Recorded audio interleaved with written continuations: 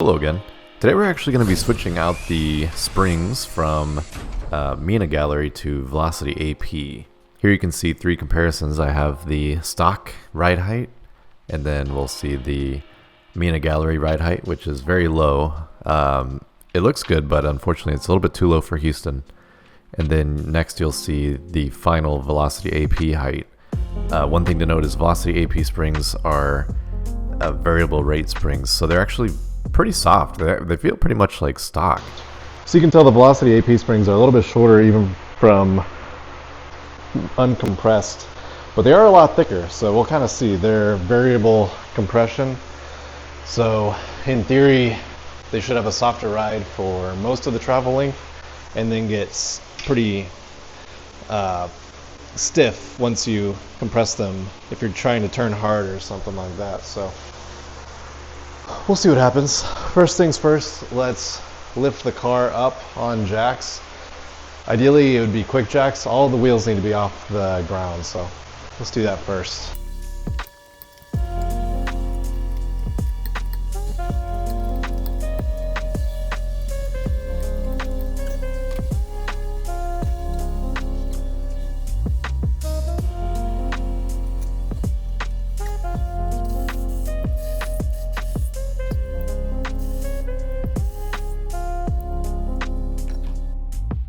There's three things you're going to need to undo. This top upper control arm bolt here, along with, let me see if I can show you,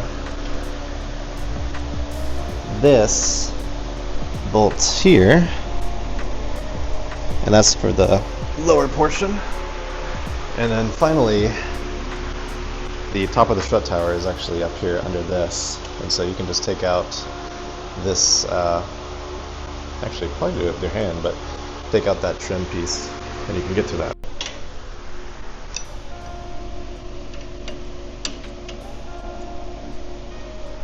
It's in a very precarious spot, but you really just have to loosen it.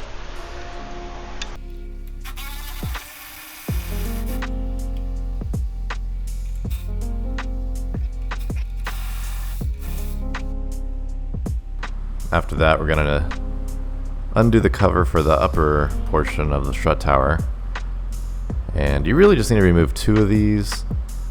They sometimes break, so remove as few as possible, but then use a 13mm socket to remove these four bolts here, or sorry, these nuts actually, and then disconnect the sensor, of course, especially before you disconnect the nuts, because the strut tower will fall as soon as you disconnect it.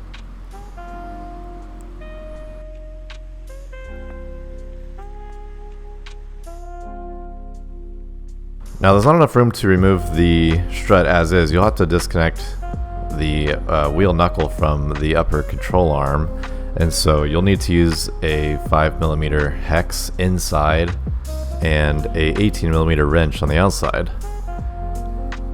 And this way it won't spin and you can disconnect this. Once you have it totally disconnected, you should lower the whole assembly fairly slowly with the floor jack.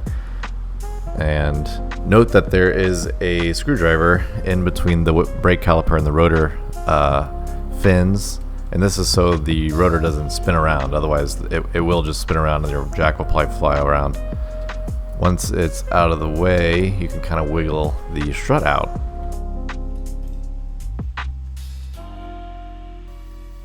Now this part can be a little scary if you are new to using spring compressors. There's a ton of energy stored in these springs when you compress them, so just make sure that you are squeezing them equally on both sides at all times, and you're using high quality spring compressors.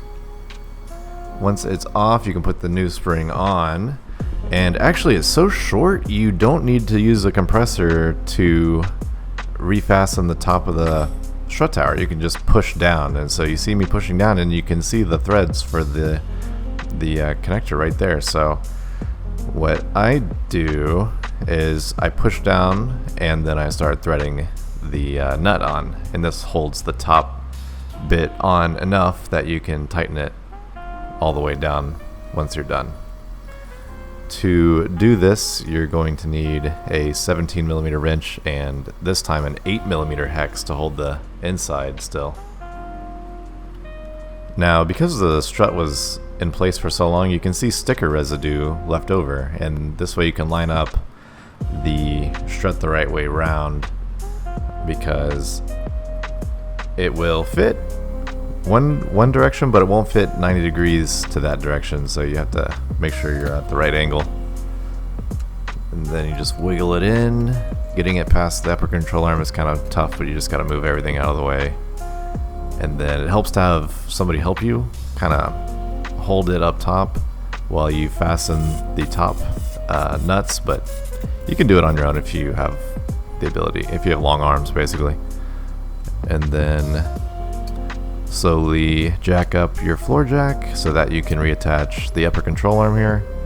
And then what I would do is I would leave the bottom of the strut for last, and you'll need to use the floor jack to get the bottom of the strut where it needs to be, and you'll see that in a second. One thing to note here is that you don't want to tighten any of these components down all the way until the suspension is under load, and I'll show you how to do that in a second. So next, use the floor jack to position the rotor just right so you can squeeze in this lower bolt here, and it'll take a little bit of kind of finagling, but you'll be able to get it once you move the jack around. Now this is how you tension the suspension so you can tighten everything. Just use the jack until you start seeing the body move, and once everything is tensioned, then you can tighten everything down. And this is way easier than trying to squeeze under the car when there's like 3 inches of clearance. Next we'll do the back half. Now the back half is easier in some ways and harder in other ways. You don't have to undo a upper control arm, but you do need to kind of dig around to expose the top half of the strut tower. It's underneath some panels in the trunk, and so remember to undo this clip under the weather stripping, and then you'll need to pick apart all of these plastic panel pieces until you can reach the sides. It does take a pretty good amount of time to get to the 4 nuts that you need to get to, but you really need to remove this side panel. The other side is very similar, but you don't technically need to remove everything, you just need to remove the side panel. This is pretty much what you need to remove, these pieces here. But once you do that, underneath this foam is the 4 bolts, or 4 nuts that you need to remove. So move the foam out of the way, and then you can see the 4 nuts that you need to remove. Again, it's really important to undo the sensor before you undo any of these nuts. Again, we'll have a lower portion of the strut that we need to undo. This time it's a 21 millimeter, and you can use a wrench or a socket. So take that out, and then once the top nuts are undone, you can kind of squeeze it. You'll have to push it in towards the middle of the car to really get it through this little gap here. It's kind of difficult, but follow the same procedure as the front for the strut. For the spring removal. And again, this time when you reassemble it, you don't, I didn't need to use a compressor to put the spring back on. You can just kind of push it down with your body weight. And then once it's on, again, you're going to use the 17 millimeter wrench and an 8 millimeter hex to finally tighten the top down all the way. Now remember that you'll need to fasten some of these nuts first before you start tightening the bottom half, but once you do, then again use the floor jack to kind of manipulate the bottom of the strut into just the right position, and then tighten.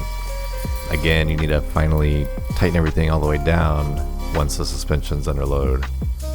And then once you do that, now you can put all the tires back on and lower the car, and hopefully it looks pretty much like mine, and you know, it's not super sunken or super high or something weird, and the springs are all correct and everything. But yeah, that's it. Don't forget to subscribe to this channel for tips, tricks, repairs for Range Rover Sports and Jaguars. That can save you definitely thousands over taking it to the dealer. Thanks for watching, and have a good one.